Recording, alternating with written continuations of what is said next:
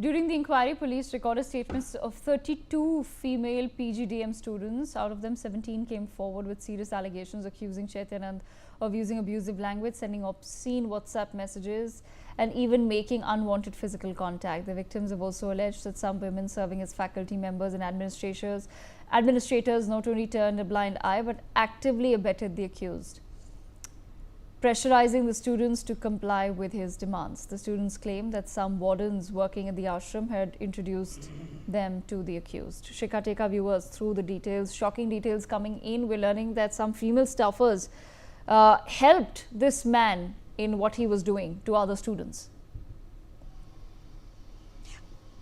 Yes, Devika, this is indeed extremely shocking and also it reflects very poorly on the administration of this particular institute. What we've gathered so far is that there have been very sleazy conversations that this particular godman would indulge himself in with the female students.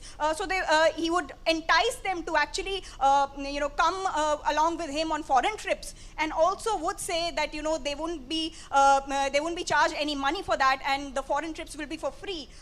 Plus, he would ask them to come into his room at objectionable hours, at odd timings.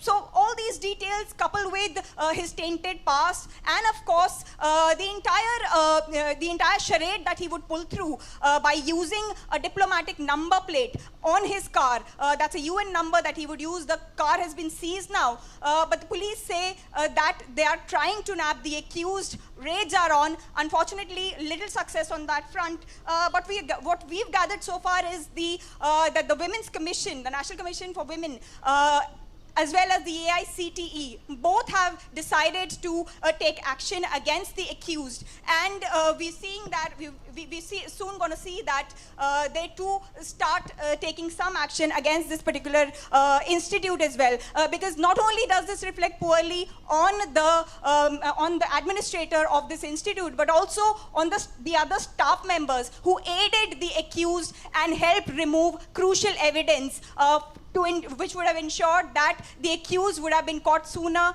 and would have been lodged in jail. Shikha, stay on with me. More news coming in. Based on the statements of the students, the Delhi police has now formally registered a case against Chaitanand Saraswati, also known as Partha Sarthi, in connection with the molestation and harassment of girl students at the Sri Sharda Institute of Indian Management, Vasant Kunj. North Police have booked the accused under multiple sections of the Bharatiya Nyaya Sanhita, including Section 75(2), 79 and 351(2). Shikha, what are the details about the FIR that you can share with our viewers?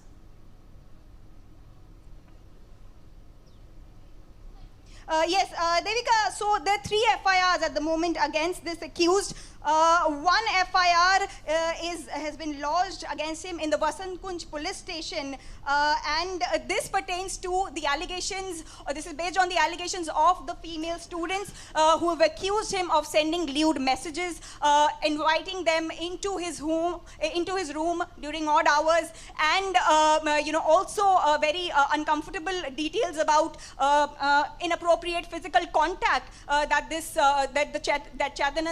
Chaitanand Saraswati would indulge in with these students. Another FIR has been lodged by the MUT, which is behind this particular institute, which basically runs this institute, SRIISIIM Institute.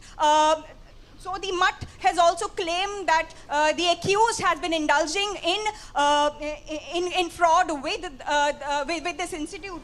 Another FIR that has been lodged against the godman is based on the details that the police have recovered about the vehicle. Now, the police has clearly found out that this is not the number plate that Chaitanand Saraswati was meant to use. It is a diplomatic number, it is a UN number, and this number is not a number that Chaitanand was entitled to use. So clearly he was trying to pull a charade and ensure that he escapes through any action by the police, or the police might use a softer hand on him due to the diplomatic immunity, possibly tending to use diplomatic immunity to escape any serious action.